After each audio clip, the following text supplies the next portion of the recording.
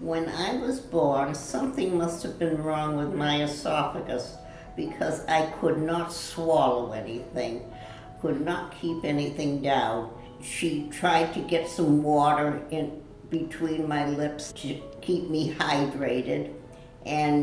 But when she had the doctor come and told him that I couldn't keep any water, anything down, I couldn't drink, he said, we have babies like that and they never survive because they can't eat. My advice to you is to stop crying and put her in the bed, close the door, and just leave her there. And that'll be kinder to her, have a peaceful death for her, rather than have her starve to death. So my mother said, I'm not going to do that. I can't do that. So she consulted with my grandmother.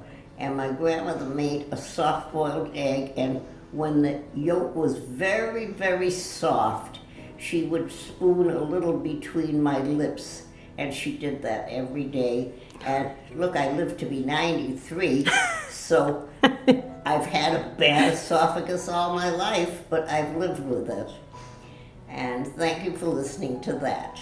When the war broke out, he actually offered to go. He didn't wait till he was drafted, and he felt so far from Cape Cod that he couldn't bear it. And finally they gave him 6 days before he would be shipped overseas.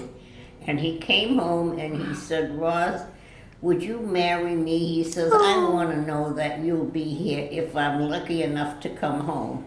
And I said, sure I will. I was married 3 days, and I didn't see him for almost 3 years. Wow. And when he came home, he looked a lot different.